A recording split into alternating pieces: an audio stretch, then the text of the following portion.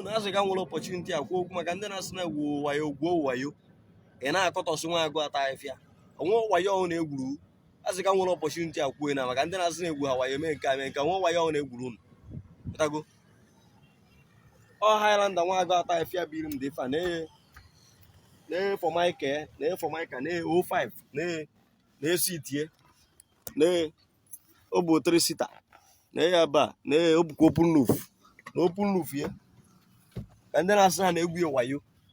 egwu ejọs chọọ ka ịchụsisi ya family nwa agụ ata afịa ana m anọ many times ọ na-echi warning o dere 2 phone number WhatsApp and normal call so among why eji eme ka ụmụazị yotago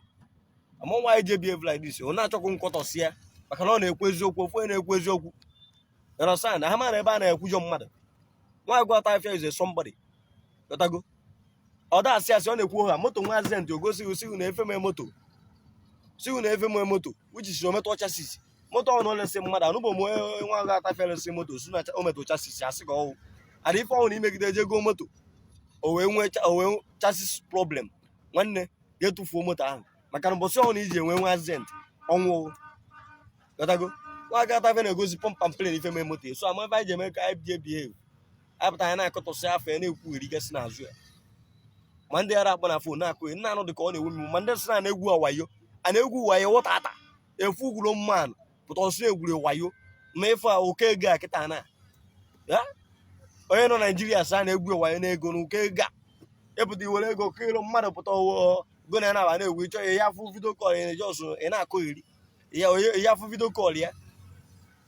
go na ya na-achat nwa agụ ata afịa ọ na-eme chatin ọ eme chatin bụ nwa agụ ata afịa ka m gwụ na ya nwa agụ ata afịa ahụ eme chatin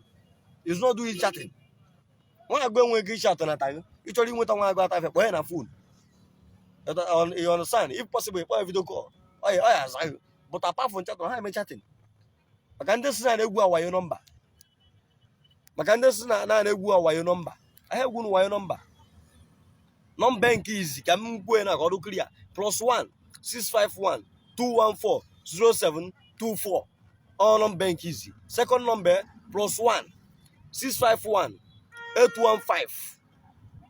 1043 this is nwa agụ ata afịa nọmba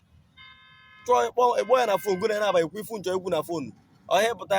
je si ife ọ na-epin nọmba any video call ọ na-abata opin nọmba understand